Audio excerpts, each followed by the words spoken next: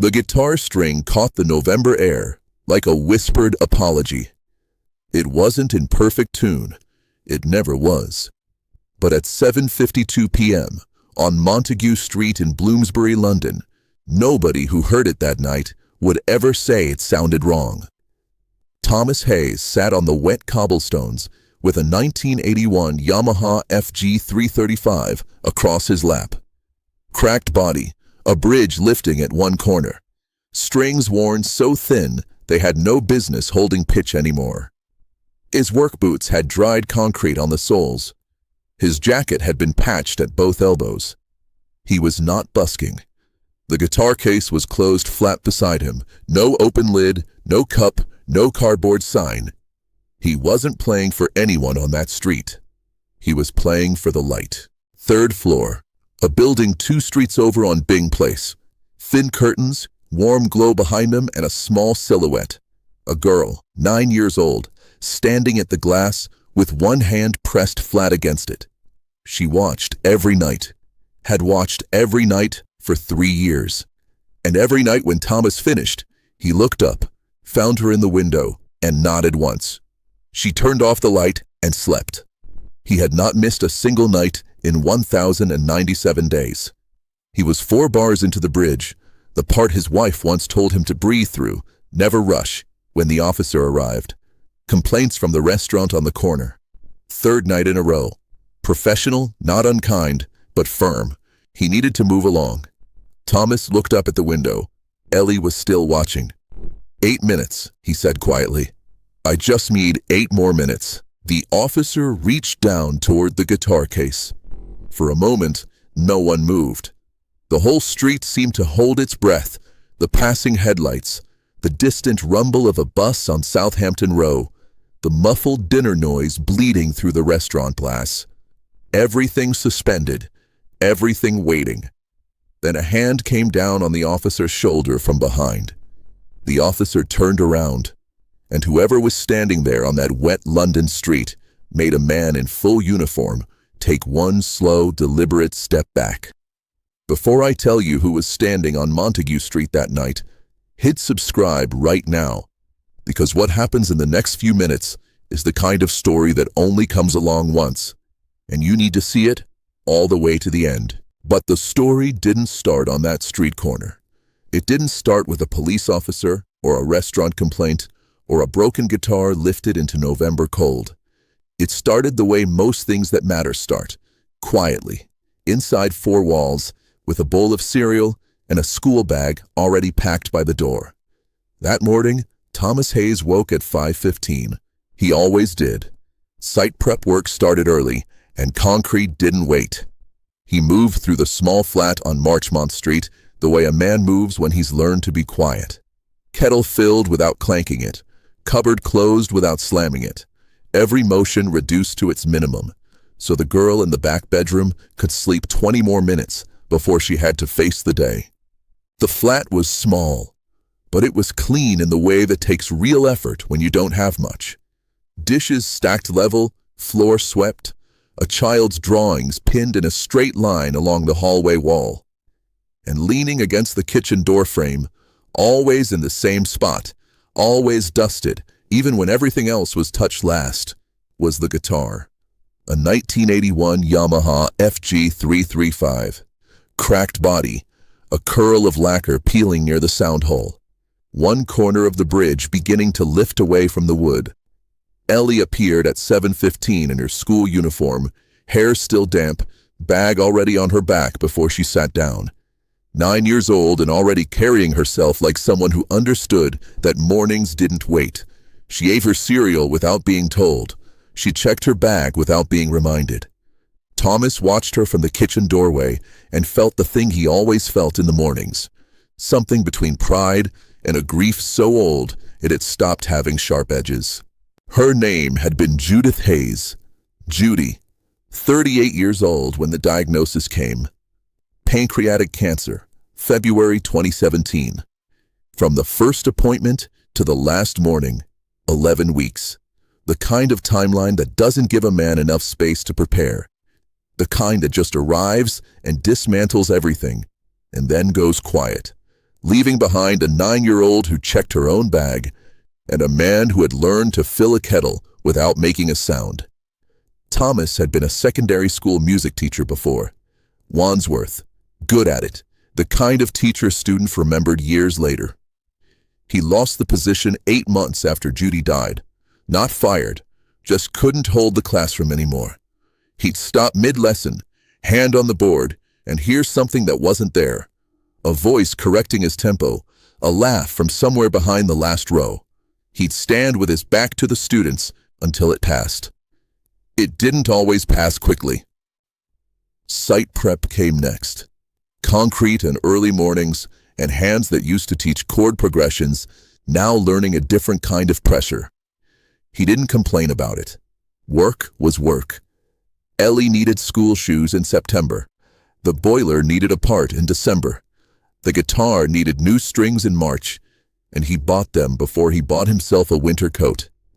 The guitar was Judy's, had been hers since she was 17, bought secondhand from a shop in Camden, with 3 weeks of Saturday wages saved in a biscuit tin. She played it badly at first, she always said, and then she played it like she'd always known how. When she couldn't play anymore, last month, hands too weak, fingers that had once moved with certainty, now unable to hold a bar chord. She called Thomas into the room and held it out to him across the bed. "Learn Hey Jude," she said. "It was always yours anyway." He didn't know a single chord. He told her that. She smiled and said that wasn't the point. Thomas learned Hey Jude in the 11 weeks Judy had left. He learned it badly at first.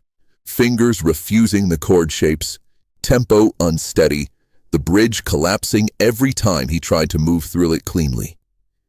He practiced in the kitchen after Ellie was asleep, volume low, the guitar barely above a whisper.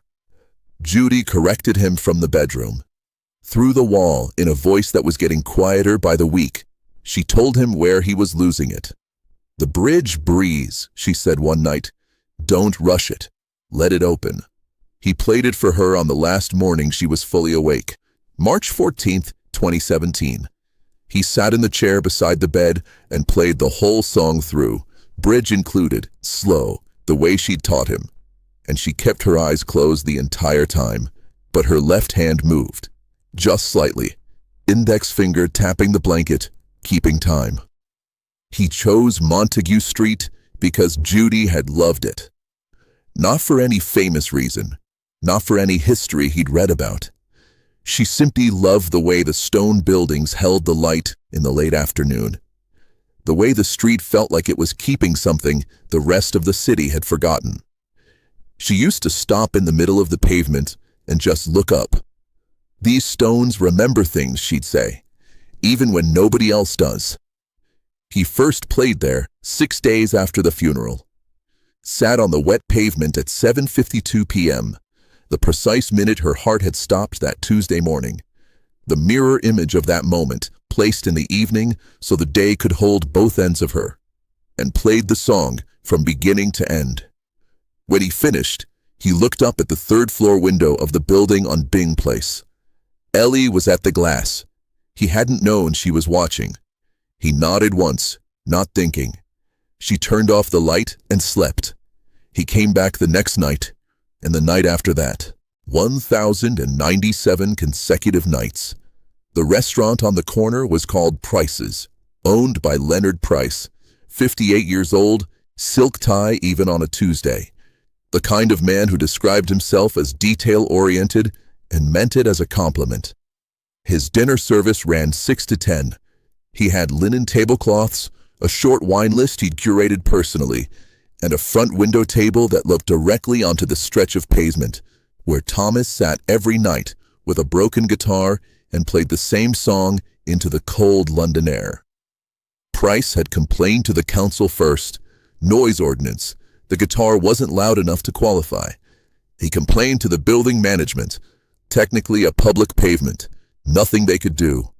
He complained to the local police non-emergency line on Monday, again on Tuesday, again on Wednesday, each time using the word nuisance with the precision of a man who had looked it up to make sure he was using it correctly. The officer dispatched on Wednesday night, was following a formal logged complaint. He was not unkind. He was doing his job.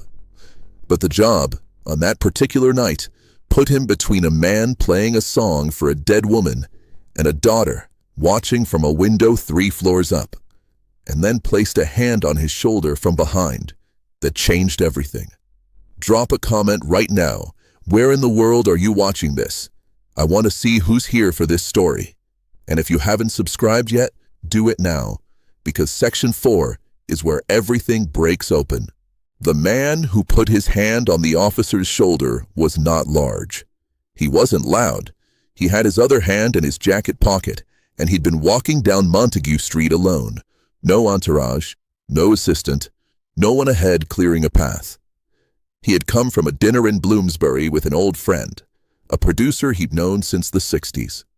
And he was walking back to the car the long way because the night air was cool, and he still preferred London on foot when he could manage it. He heard the guitar first, then the song. He stopped mid-stride, one foot still slightly raised, the way you stop when something reaches you before your mind has finished deciding whether to let it. He stood there for a moment, just listening, and then walked toward the sound. He arrived at the corner of Montague Street in time to see the officer reaching for the guitar case, and a man on the wet pavement saying 8 words in a voice so stripped of everything except honesty that it didn't sound like a plea. It sounded like a fact. He put his hand on the officer's shoulder, spoke quietly, 4 or 5 words, close enough that only the officer heard them. Whatever was said, the effect was immediate. The officer's posture changed entirely. The authority drained out of his shoulders like air from a slow puncture. He nodded once, looked briefly at Thomas, and walked back toward the restaurant without another word. Leonard Price watched through the window from his front table, fork still in his hand. He didn't come outside. Paul McCartney crouched down to Thomas's level, not standing over him, not offering a hand down from a height. He came all the way to the pavement, knees bent, eye to eye, the way you approach someone when you want them to know you're not going anywhere. He didn't announce himself. He didn't wait for recognition. His eyes went to Thomas's left hand first, the calluses on the fingertips, the way the fingers were still slightly curved even now, even without the guitar in position, the muscle memory of a man who had played the same song every single night for 3 years. 2 musicians recognize each other the same way, not by reputation, not by face, by what the hands have been through. He looked at the guitar, ran his thumb gently along the lifting bridge, pressed it lightly, felt the give, looked at the crack running along the body beneath the sound hole, a long, settled fracture, the kind that comes from years of temperature change and honest use. The crack changes the resonance, he said quietly. Makes it warmer. You know that? Thomas looked at him for the first time directly, steady. The look of a man who had been through something that had permanently rearranged his sense of what mattered and what didn't. I know, Thomas said. I think she knew it would. Something moved across McCartney's face. Not performance, not the practiced expression of a man who had spent 60 years being watched. The real kind, the involuntary kind, that happens when a door you thought was sealed opens without warning from the other side. He sat down on the wet cobblestones. No hesitation. Dark jacket, cold November pavement, the damp already coming through. He just sat. Thomas didn't say anything. There was nothing to say. 2 men on a wet London street at 8 o'clock at night, one of them having just decided, without thinking about it, that this was exactly where he needed to be. McCartney looked up at the 3rd floor window on Byng Place. The light was still on, the small silhouette still there, one hand pressed flat against the glass. Your daughter? Thomas nodded. She watches every night? Every night. McCartney looked at the window a moment longer. Then he stood, walked to a dark car idling 20 meters up the street, a driver who had learned over many years not to ask questions, and opened the boot. He came back carrying a battered black case, set it on the pavement, unlatched it without ceremony, and lifted out a Hofner bass, the violin-shaped one, symmetrical. The instrument so associated with him, it had become inseparable from his image across 6 decades of music. He tuned it quietly, efficiently, the way a man does something he has done 10,000 times and stopped needing to think about. Then he looked at Thomas, looked at the guitar, looked back up at the window. Thomas's hands were trembling, not from the cold. He understood, in the way that you understand things that arrive before language does, that the song had not been pulling him toward an ending. It had been pulling him here, to this street, this night, this moment. He pressed his fingers into the opening chord of Hey Jude. The cracked Yamaha answered, scratchy, warm, imperfect, the only sound in the world that still felt like her. And McCartney closed his eyes, found the note, and followed him in. A broken Yamaha FG 335 and a Hofner bass. Hey Jude on a wet London street at 8 minutes past 8. Those were the facts of it. But facts don't come close to carrying what actually happened on Montague Street in the next 4 minutes and 11 seconds. The exact running time of the song as Thomas had always played it. Never shorter, never longer, the way Judy had first taught him its shape. The cracked guitar's tone was unlike anything a new instrument produces. It was warm in the way that only damaged things can be warm. Open along the fracture, resonating in the grain, the way a voice resonates in a chest. Every note slightly imperfect. Every note completely honest. And underneath it, the Hofner, low, full, patient, the way solid ground feels under uncertain feet. Not competing, not taking over, just holding the thing up from underneath so it couldn't fall. Neither man looked at the other. Both were looking at the window. People stopped. Not because they recognized anyone. The November dark and the turned-up collars saw to that. They stopped because of the sound itself. A woman with a pushchair who had been moving quickly paused mid-step and didn't move again.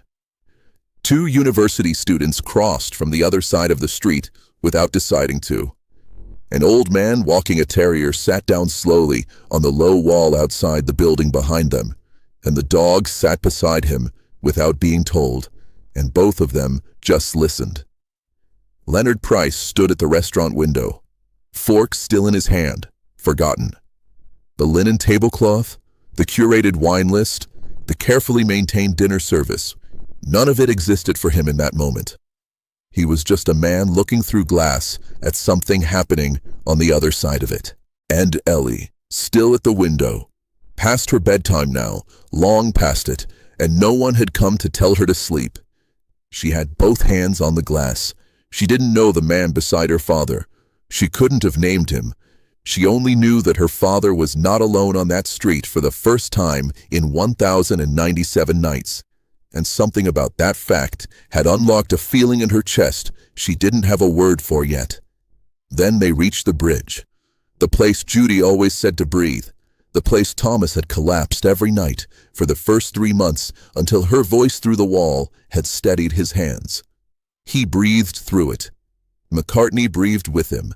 The na-na-na final chorus rose off the wet cobblestones of Montague Street and went up into the November dark above the old stone buildings, and kept going.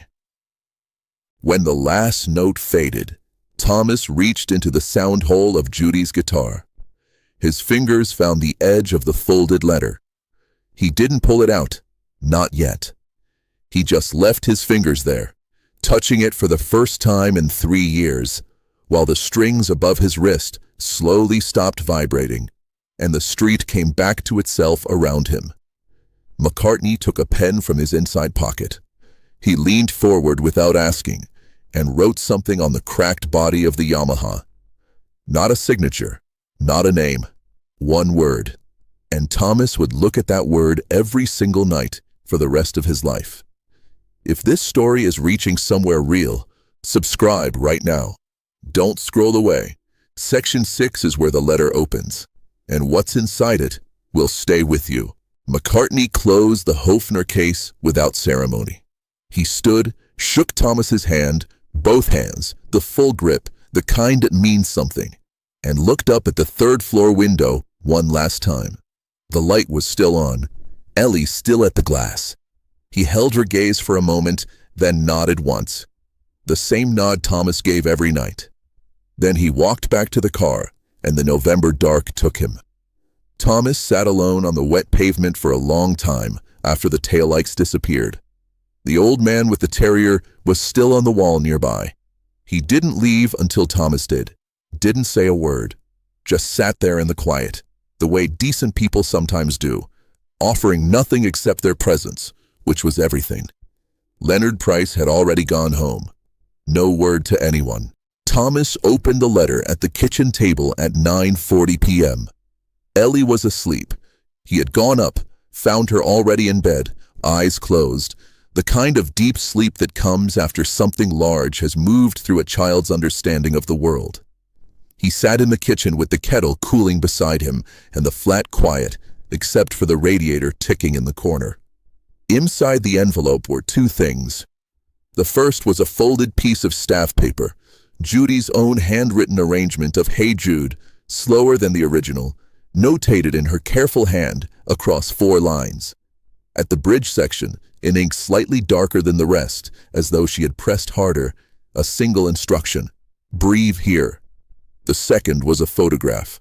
Thomas and Judy, their wedding day, July 12th, 2003. She was laughing at something off camera, head tilted back, completely unguarded. He was looking at her instead of the lens. On the back, in Judy's handwriting, 4 words. Thomas read them twice.